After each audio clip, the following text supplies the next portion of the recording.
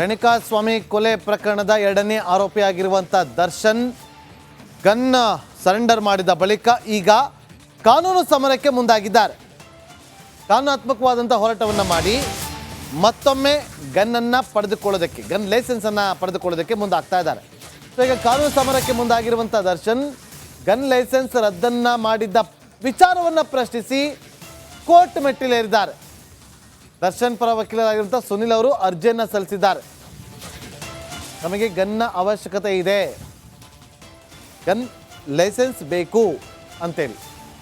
ಆದರೆ ಒಬ್ಬ ಆರೋಪಿ ಸ್ಥಾನದಲ್ಲಿರುವಂಥ ವ್ಯಕ್ತಿಗೆ ಯಾರೇ ಆಗಿರ್ಬೋದು, ದರ್ಶನ್ ಅಂತಲ್ಲ ಯಾರೇ ಆಗಿರ್ಬೋದು, ಅವರ ಬಳಿ ಗನ್ ಲೈಸೆನ್ಸ್ ಇದ್ದರೆ ಅದನ್ನು ರದ್ದು ಮಾಡ್ತಾರೆ.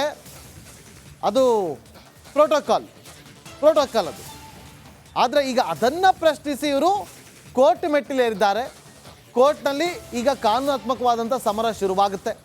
ಕೋರ್ಟ್ ಯಾವ ರೀತಿಯಾದಂಥ ನಿಲುವನ್ನು ತೆಗೆದುಕೊಳ್ಳುತ್ತೆ ಅನ್ನೋದು ಬಹಳ ಕುತೂಹಲ ಕೇಳಿಸ್ತಾ ಇದೆ.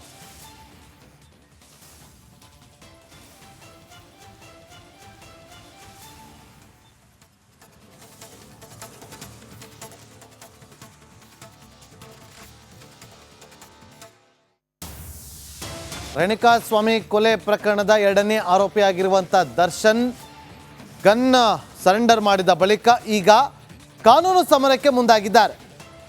ಕಾನೂನಾತ್ಮಕವಾದಂಥ ಹೋರಾಟವನ್ನು ಮಾಡಿ ಮತ್ತೊಮ್ಮೆ ಗನ್ನನ್ನು ಪಡೆದುಕೊಳ್ಳೋದಕ್ಕೆ ಗನ್ ಲೈಸೆನ್ಸನ್ನು ಪಡೆದುಕೊಳ್ಳೋದಕ್ಕೆ ಮುಂದಾಗ್ತಾ ಇದ್ದಾರೆ. ಈಗ ಕಾನೂನು ಸಮರಕ್ಕೆ ಮುಂದಾಗಿರುವಂಥ ದರ್ಶನ್ ಗನ್ ಲೈಸೆನ್ಸ್ ರದ್ದನ್ನು ಮಾಡಿದ್ದ ವಿಚಾರವನ್ನು ಪ್ರಶ್ನಿಸಿ ಕೋರ್ಟ್ ಮೆಟ್ಟಿಲೇರಿದ್ದಾರೆ. ದರ್ಶನ್ ಪರ ವಕೀಲರಾಗಿರುವಂಥ ಸುನಿಲ್ ಅವರು ಅರ್ಜಿಯನ್ನು ಸಲ್ಲಿಸಿದ್ದಾರೆ. ನಮಗೆ ಗನ್ನ ಅವಶ್ಯಕತೆ ಇದೆ, ಗನ್ ಲೈಸೆನ್ಸ್ ಬೇಕು ಅಂತೇಳಿ. ಆದರೆ ಒಬ್ಬ ಆರೋಪಿ ಸ್ಥಾನದಲ್ಲಿರುವಂಥ ವ್ಯಕ್ತಿಗೆ ಯಾರೇ ಆಗಿರ್ಬೋದು, ದರ್ಶನ್ ಅಂತಲ್ಲ ಯಾರೇ ಆಗಿರ್ಬೋದು, ಅವರ ಬಳಿ ಗನ್ ಲೈಸೆನ್ಸ್ ಇದ್ದರೆ ಅದನ್ನು ರದ್ದು ಮಾಡ್ತಾರೆ.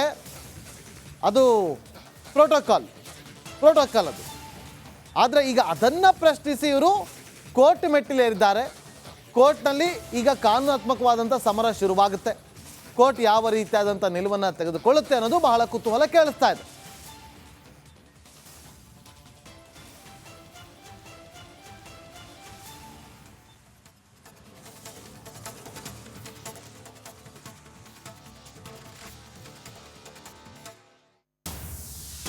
ರೇಣುಕಾಸ್ವಾಮಿ ಕೊಲೆ ಪ್ರಕರಣದ ಎರಡನೇ ಆರೋಪಿಯಾಗಿರುವಂಥ ದರ್ಶನ್ ಗನ್ ಸರೆಂಡರ್ ಮಾಡಿದ ಬಳಿಕ ಈಗ ಕಾನೂನು ಸಮರಕ್ಕೆ ಮುಂದಾಗಿದ್ದಾರೆ.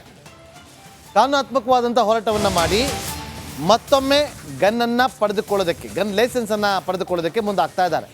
ಈಗ ಕಾನೂನು ಸಮರಕ್ಕೆ ಮುಂದಾಗಿರುವಂಥ ದರ್ಶನ್ ಗನ್ ಲೈಸೆನ್ಸ್ ರದ್ದನ್ನು ಮಾಡಿದ್ದ ವಿಚಾರವನ್ನು ಪ್ರಶ್ನಿಸಿ ಕೋರ್ಟ್ ಮೆಟ್ಟಿಲೇರಿದ್ದಾರೆ. ದರ್ಶನ್ ಪರ ವಕೀಲರಾಗಿರುವಂಥ ಸುನಿಲ್ ಅವರು ಅರ್ಜಿಯನ್ನು ಸಲ್ಲಿಸಿದ್ದಾರೆ. ನಮಗೆ ಗನ್ನ ಅವಶ್ಯಕತೆ ಇದೆ, ಗನ್ ಲೈಸೆನ್ಸ್ ಬೇಕು ಅಂತೇಳಿ.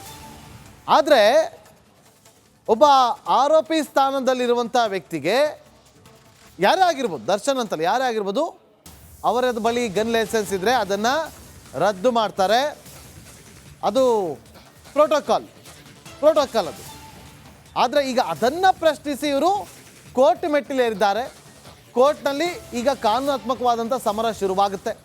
ಕೋರ್ಟ್ ಯಾವ ರೀತಿಯಾದಂಥ ನಿಲುವನ್ನು ತೆಗೆದುಕೊಳ್ಳುತ್ತೆ ಅನ್ನೋದು ಬಹಳ ಕುತೂಹಲ ಕೇಳಿಸ್ತಾ ಇದೆ.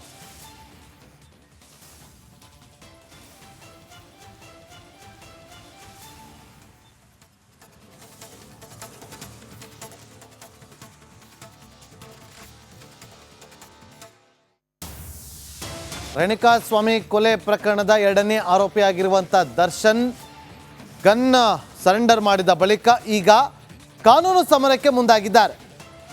ಕಾನೂನಾತ್ಮಕವಾದಂಥ ಹೋರಾಟವನ್ನು ಮಾಡಿ ಮತ್ತೊಮ್ಮೆ ಗನ್ನನ್ನು ಪಡೆದುಕೊಳ್ಳೋದಕ್ಕೆ ಗನ್ ಲೈಸೆನ್ಸನ್ನು ಪಡೆದುಕೊಳ್ಳೋದಕ್ಕೆ ಮುಂದಾಗ್ತಾ ಇದ್ದಾರೆ.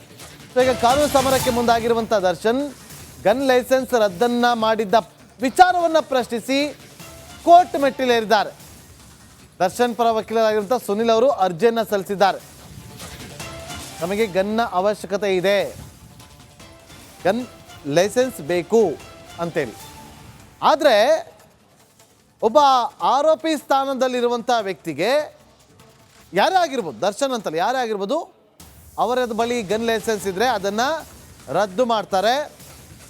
ಅದು ಪ್ರೋಟೋಕಾಲ್ ಅದು. ಆದರೆ ಈಗ ಅದನ್ನು ಪ್ರಶ್ನಿಸಿ ಇವರು ಕೋರ್ಟ್ ಮೆಟ್ಟಿಲೇರಿದ್ದಾರೆ. ಕೋರ್ಟ್ನಲ್ಲಿ ಈಗ ಕಾನೂನಾತ್ಮಕವಾದಂಥ ಸಮರ ಶುರುವಾಗುತ್ತೆ. ಕೋರ್ಟ್ ಯಾವ ರೀತಿಯಾದಂಥ ನಿಲುವನ್ನು ತೆಗೆದುಕೊಳ್ಳುತ್ತೆ ಅನ್ನೋದು ಬಹಳ ಕುತೂಹಲ ಕೇಳಿಸ್ತಾ ಇದೆ.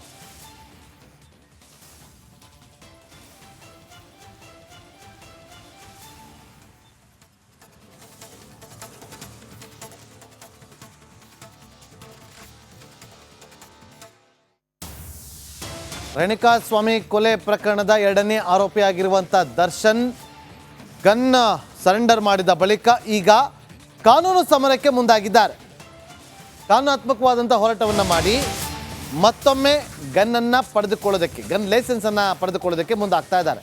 ಸೊ ಈಗ ಕಾನೂನು ಸಮರಕ್ಕೆ ಮುಂದಾಗಿರುವಂಥ ದರ್ಶನ್ ಗನ್ ಲೈಸೆನ್ಸ್ ರದ್ದನ್ನು ಮಾಡಿದ್ದ ವಿಚಾರವನ್ನು ಪ್ರಶ್ನಿಸಿ ಕೋರ್ಟ್ ಮೆಟ್ಟಿಲೇರಿದ್ದಾರೆ. ದರ್ಶನ್ ಪರ ವಕೀಲರಾಗಿರುವಂಥ ಸುನಿಲ್ ಅವರು ಅರ್ಜಿಯನ್ನು ಸಲ್ಲಿಸಿದ್ದಾರೆ. ನಮಗೆ ಗನ್ನ ಅವಶ್ಯಕತೆ ಇದೆ, ಗನ್ ಲೈಸೆನ್ಸ್ ಬೇಕು ಅಂತೇಳಿ. ಆದರೆ ಒಬ್ಬ ಆರೋಪಿ ಸ್ಥಾನದಲ್ಲಿರುವಂಥ ವ್ಯಕ್ತಿಗೆ ಯಾರೇ ಆಗಿರ್ಬೋದು, ದರ್ಶನ್ ಅಂತಲ್ಲ ಯಾರೇ ಆಗಿರ್ಬೋದು, ಅವರ ಬಳಿ ಗನ್ ಲೈಸೆನ್ಸ್ ಇದ್ದರೆ ಅದನ್ನು ರದ್ದು ಮಾಡ್ತಾರೆ. ಅದು ಪ್ರೋಟೋಕಾಲ್ ಅದು. ಆದರೆ ಈಗ ಅದನ್ನು ಪ್ರಶ್ನಿಸಿ ಇವರು ಕೋರ್ಟ್ ಮೆಟ್ಟಿಲೇರಿದ್ದಾರೆ. ಕೋರ್ಟ್ನಲ್ಲಿ ಈಗ ಕಾನೂನಾತ್ಮಕವಾದಂಥ ಸಮರ ಶುರುವಾಗುತ್ತೆ. ಕೋರ್ಟ್ ಯಾವ ರೀತಿಯಾದಂಥ ನಿಲುವನ್ನು ತೆಗೆದುಕೊಳ್ಳುತ್ತೆ ಅನ್ನೋದು ಬಹಳ ಕುತೂಹಲ ಕೇಳಿಸ್ತಾ ಇದೆ.